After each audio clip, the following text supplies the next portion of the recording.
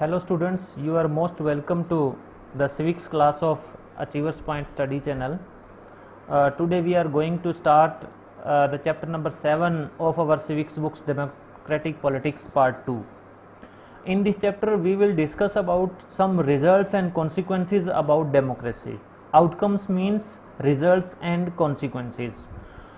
In this video we will study several aspects, or you can say several concepts of this chapter. So before starting this video, I want to make a request to you all that please subscribe my channel, Achievers Point study channel of social science and history.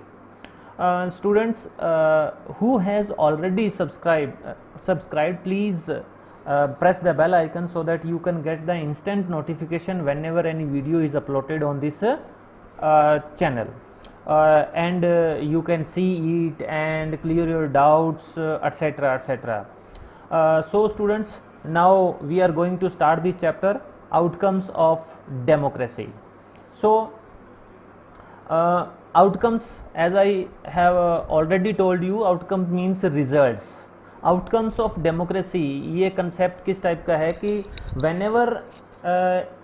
whenever in any country when democracy is installed in that country, what types of results or consequences will be faced by the citizen of that country, what type of facilities they will get, or what type of problems they will face. This type of results and consequences we are going to start in this chapter.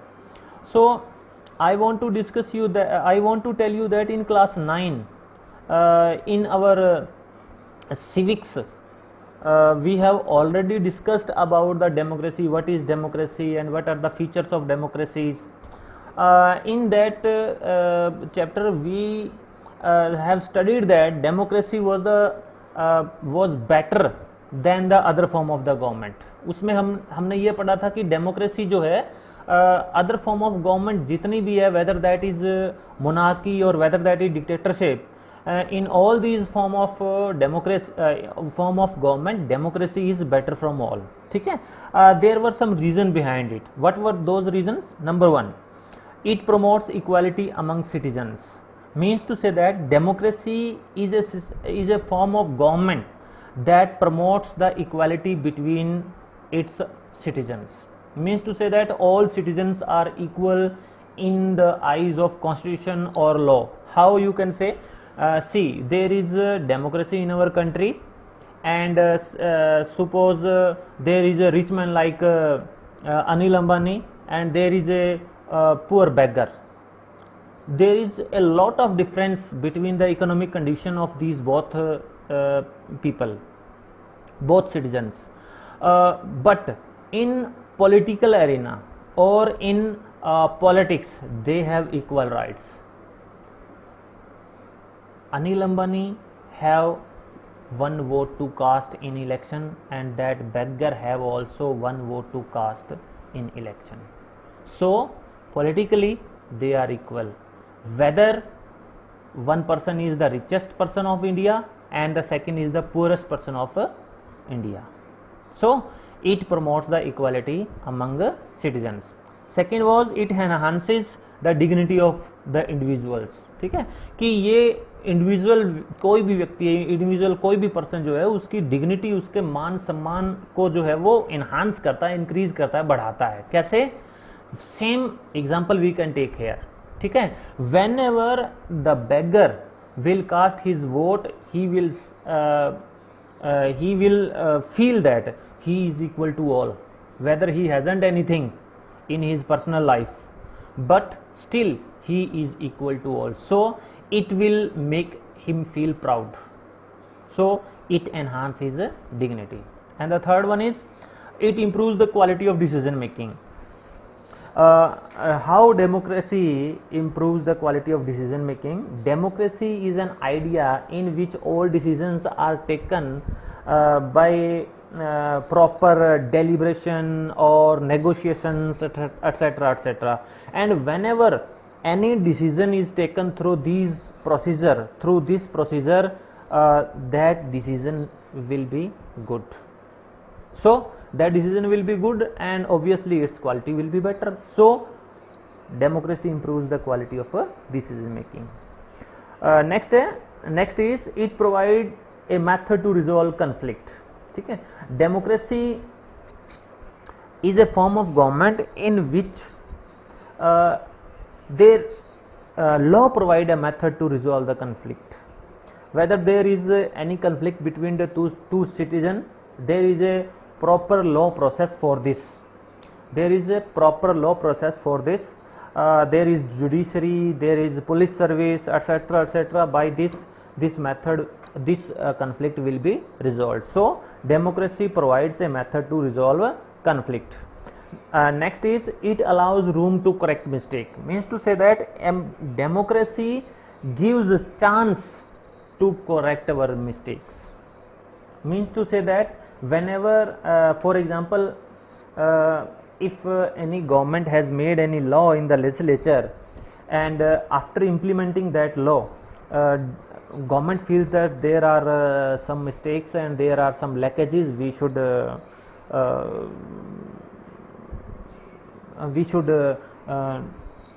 fill the gap of this lackage or mistakes. So what is the process to fill that gap is amendment. In the process of amendment in the constitution, by amendment they can correct those mistakes in that particular law. So it allows room, means to say that it gives chance to correct a mistake.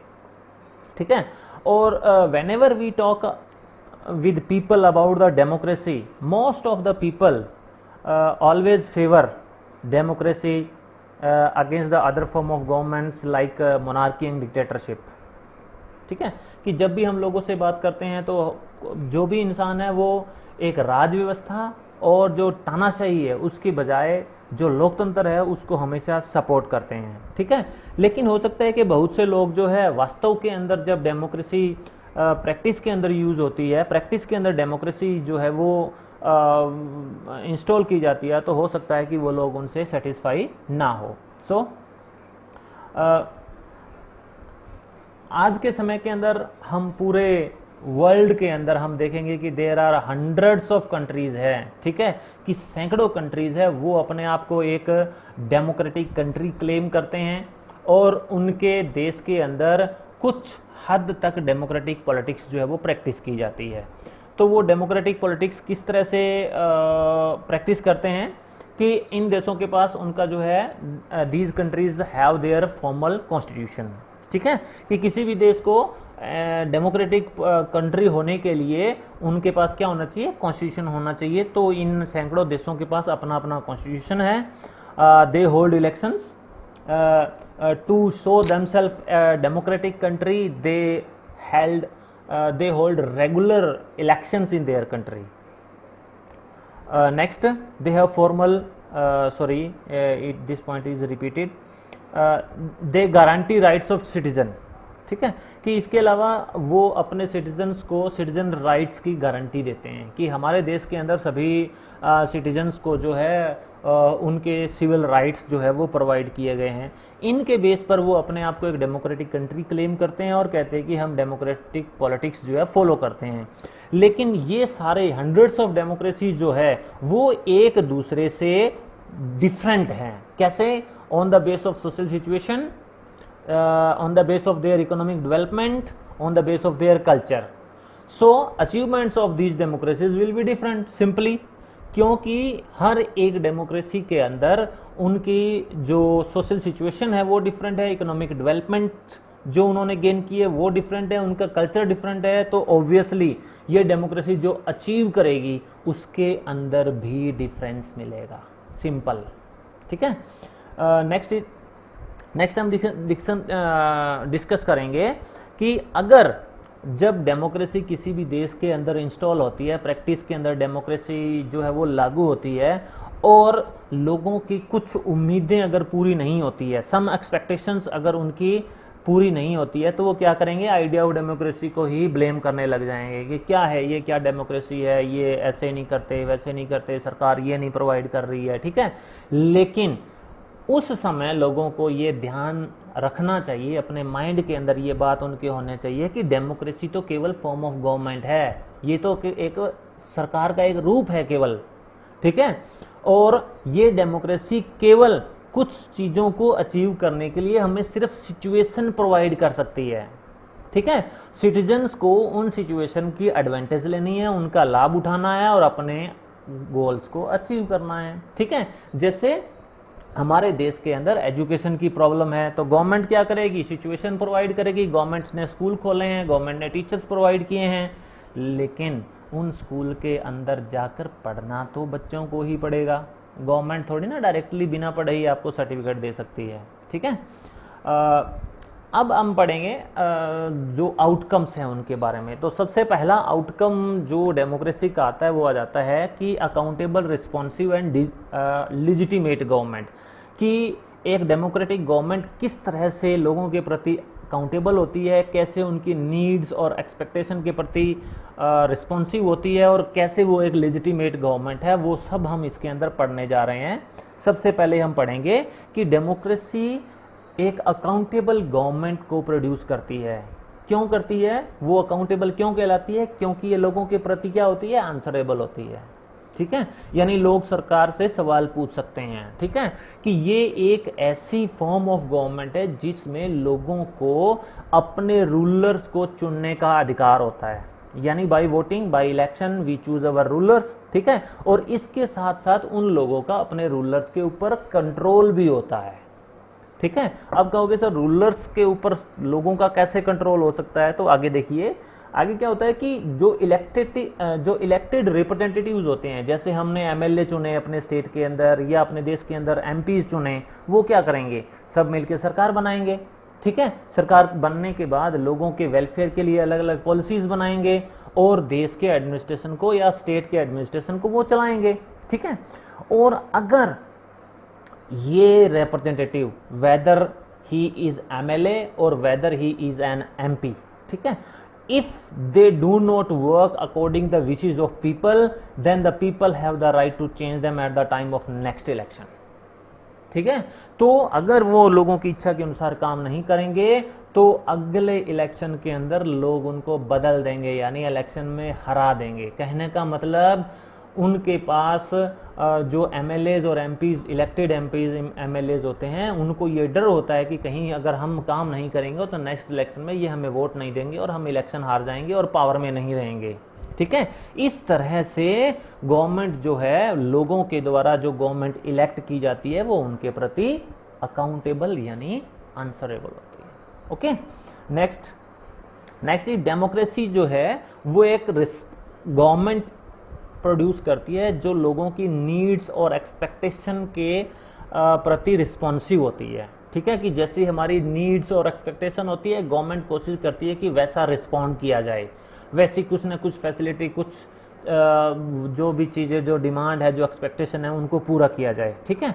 तो उसके लिए क्या होता है, government को कुछ procedure follow करना होता है कोई भी डिसीजन लेने से पहले, ठीक है। कोई भी डिसीजन लेने से पहले एक प्रोसीजर के थ्रू वो डिसीजन लिया जाता है। जैसे हमने पहले पढ़ा कि नेगोशिएशंस होती है, डेलिब्रेशंस होती है, ठीक है, कैबिनेट मीटिंग्स होती है, उनके अंदर डिसीजंस लिए जाते हैं, डिस्कशन किए जाते हैं, आपस में बैठ के बातचीत की जाती है, ठीक है। और इस सारे प्रोसीजर को जानने के लिए लोगों के पास अधिकार है। लोग जो है अपने इस राइट के बेस पर जान सकते हैं कि सरकार के अंदर क्या डिसाइड होने जा रहा है। इसको बोलते हैं ट्रांसपेरेंसी, ठीक है। लोग जो है वो इस डिसीजन मेकिंग प्रोसेस के अंदर जब जरूरी हो, जब उनको लगे कि अब जरूरी है, तो वो उसके अंदर पार्टिसिपेट भी कर सकते हैं। कैसे, अब कहोगे सर सरकार डिसीजन ले रहे हैं, लोग कैसे पार्टिसिपेट करेंगे। लोग क्या करते हैं, विरोध प्रदर्शन करते हैं, सड़कों पर आ जाते हैं, जुलूस निकालते हैं, रैलियां निकालते हैं, सरकार के ऊपर प्रेशर में क्रिएट करते हैं, और वो प्रेशर जो है सरकार को अपने डिसीजन को चेंज करने में को मजबूर कर देता है, ठीक है। और इस तरह से वो जो है डिसीजन मेकिंग के अंदर इनडायरेक्टली पार्टिसिपेट करते हैं, डायरेक्टली पार्टिसिपेट नहीं कर सकते। और इसके साथ साथ लोगों को अपनी गवर्नमेंट की जो पॉलिसीज हैं उनको क्रिटिसाइज करने का और उन पर प्रश्न उठाने के भी अधिकार हैं।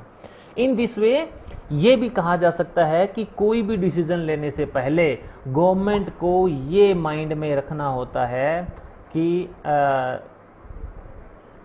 लोगों ने क्या व्यूज़ एक्सप्रेस किए हैं, पहले लोगों ने क्या इच्छाएं जो हमारे सामने जो है वो रखी थी, क्या उनकी एक्सपेक्टेशंस हैं, उन एक्सपेक्टेशंस को गवर्नमेंट को, यानी गवर्नमेंट जो इलेक्टेड रिप्रेजेंटेटिव्स हैं उनको कोई भी डिसीजन लेने से पहले उन एक्सपेक्टेशंस को, उन व्यूज़ को अपने दिमाग में रखना होता है। ठीक है, तो इस तरह से नेक्स्ट अब हम पढ़ेंगे कि एक डेमोक्रेटिक गवर्नमेंट जो एक लिजिटिमेट गवर्नमेंट होती है। लिजिटिमेट मतलब लीगल गवर्नमेंट होती है। लीगल कैसे? क्योंकि ये according to constitution it is elected by the people.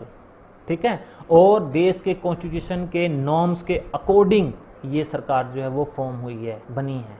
ठीक है, और जो पार्टी मेजोरिटी में आती है लेजिस्लेचर के अंदर, वो क्या करती है? सरकार बनाती है, और दूसरी पार्टी अपोजिशन के पास बैठ जाती है, अपोजिशन की तरफ बैठ जाती है। और हो सकता है कि डेमोक्रेसी या डेमोक्रेटिक गवर्नमेंट जो है वो स्लो हो, लेस एफिशिएंट हो, कोई भी डिसीजन लेने में देरी लगा रही हो, क्योंकि democracy is an idea in which all the decisions are taken by deliberations and negotiations, so it is bound to take a time। ठीक है, लेकिन हाँ मान सकते हैं ये स्लो है, लेस एफिशिएंट है, लेकिन after all it is people's own government. ठीक है, कि अंत में ये एक सरकार की लोगों की अपनी सरकार है, उन्होंने खुद ने चुनी है, किसी भी तरह से राजा का बेटा राजा बनने के लिए उन पर थोपा नहीं गया है। ठीक है, उन्होंने खुद डिसाइड किया है कि मेरा रूलर, हमारे रूलर ये होने चाहिए। Next topic of the chapter is economic growth and development. ठीक है, कि जब डेमोक्रेसी किसी देश के अंदर इंस्टॉल होगी तो वहाँ पर इकोनॉमिक ग्रोथ कैसे होगी, इकोनॉमिक डेवलपमेंट कैसे होगी, ये भी इसका एक आउटकम है जो हम स्टडी करने जा रहे हैं। तो सबसे पहले हम देखेंगे कि पिछले 50 सालों के इतिहास अगर देखा जाए, 1950 टू 2000 का अगर हम हिस्ट्री देखें अलग अलग डेमोक्रेसीज की और डिक्टेटरशिप की, तो हम देखेंगे कि dictatorship have slightly high rate of economic growth. ठीक है, डिक्टेटरशिप वाले देशों में जो है आर्थिक वृद्धि दर जो है वो थोड़ी सी हाई रेट है, ज़्यादा है, लेकिन this alone can not be reason to reject democracy. लेकिन अकेला ये कारण डेमोक्रेसी को रिजेक्ट करने के लिए काफ़ी नहीं है, क्योंकि इकोनॉमिक डेवलपमेंट, किसी भी देश की जो डेवलपमेंट है वो कुछ दूसरे फैक्टर्स के ऊपर भी डिपेंड करती है। और वो फैक्टर कौन कौन से हैं? नंबर 1, कंट्रीज पॉपुलेशन साइज, कि उस देश की पॉपुलेशन कितनी है, इस बात का बहुत ज़्यादा उसके इकोनॉमिक डेवलपमेंट के ऊपर असर पड़ता है। दूसरा, उस देश की वर्ल्ड के अंदर ग्लोबल सिचुएशन कहाँ है। ठीक है, कि वो वर्ल्ड के अंदर कहाँ सिचुएट करता है। ठीक है, उसको दूसरे देशों से ट्रेड करना कितना इजी है या कितना मुश्किल है, उसके ट्रेड रिलेशन जो है उसकी ग्लोबल सिचुएशन के कारण कितने जो है वो इफेक्ट हो रहे हैं। ठीक है, इस चीज़ का भी बहुत ज़्यादा इफेक्ट पड़ता है इकोनॉमिक डेवलपमेंट के ऊपर, इकोनॉमिक ग्रोथ के ऊपर। ठीक है ना। नेक्स्ट है cooperation from the other countries, उस देश को दूसरे देशों से, अदर डेवलप्ड कंट्रीज़ है, अदर डेवलपिंग कंट्रीज़ है या अदर अंडर डेवलप्ड कंट्रीज़ है, उन सभी देशों से इसको कितना कोऑपरेशन मिल रहा है। ठीक है, कि जो चीज़ों की, जिन चीज़ों की अपने देश के अंदर जो कमी है वो उन्हें दूसरे देशों से सप्लाई मिल रही है या नहीं मिल रही है, जिस चीज़ की, जिस टेक्नोलॉजी की उसे ज़रूरत है वो दूसरे देश उसे दे रहे हैं या नहीं दे रहे हैं, इन चीज़ों का बहुत ज़्यादा प्रभाव पड़ता है। नेक्स्ट है उस देश ने अपने देश के लिए कौन सी इकोनॉमिक पॉलिसीज़ को अडॉप्ट किया है, इसका भी उसके इकोनॉमिक ग्रोथ और डेवलपमेंट के ऊपर बहुत ज़्यादा असर पड़ता है। अगर इकोनॉमिक पॉलिसीज़ अच्छी होंगी तो वो ज़्यादा अच्छा डेवलप करेगा, और अच्छी नहीं होगी तो वो उतना अच्छा डेवलपमेंट नहीं कर पाएगा। और यद्यपि जो रेट ऑफ इकोनॉमिक डेवलपमेंट की, जो रेट ऑफ इकोनॉमिक डेवलपमेंट में जो डिफरेंस है डेमोक्रेसीज और डिक्टेटरशिप के अंदर, वो नेग्लिजिबल है, ना के बराबर है, कुछ ज़्यादा डिफरेंस नहीं है। ठीक है, और ओवरऑल हम ये कह सकते हैं कि डेमोक्रेसी किसी भी तरह से इकोनॉमिक डेवलपमेंट की गारंटी नहीं है। ठीक है, और जब हम देखें कि इस इकोनॉमिक डेवलपमेंट के अंदर डिक्टेटरशिप और डेमोक्रेसीज के बीच में अगर स्लाइट डिफरेंस है, थोड़ा बहुत ही डिफरेंस है, तो I think it is better to prefer democracy. ठीक है, तो डेमोक्रेसी को प्रेफर करना ज़्यादा अच्छा रहेगा, क्योंकि इसके कुछ दूसरे सकारात्मक रिजल्ट भी होते हैं, दूसरे सकारात्मक परिणाम भी होते हैं, क्योंकि डेमोक्रेसी के कुछ अपने पॉजिटिव आउटकम्स हैं। ठीक है, तो ये इकोनॉमिक ग्रोथ और डेवलपमेंट का आपका जो है वो कंप्लीट होता है। और आई होप आपको ये सारे टॉपिक जो है वो अच्छे से समझ में आए होंगे। और अगर फिर भी अगर आपको कोई डाउट है तो आप कमेंट सेक्शन के अंदर जाकर अपने डाउट जो है वो आप टाइप कर सकते हैं, और जिसका आंसर आपको जो है ज़रूर मिलेगा। और मैं एक बार फिर आपसे रिक्वेस्ट करता हूं कि आप मेरा यूट्यूब चैनल जो है अचीवर्स पॉइंट उसको सब्सक्राइब करें, बेल आइकन को प्रेस करें, जितने भी वीडियोस हैं उनको लाइक कमेंट शेयर ज़रूर करें, और इस तरह से अपना प्यार इस चैनल और इन वीडियोस के साथ बनाए रखें। आपका जो अचीवर्स पॉइंट की ऑनलाइन क्लास के अंदर और यूट्यूब चैनल से ज्वाइन करने के लिए आप सबका बहुत बहुत धन्यवाद।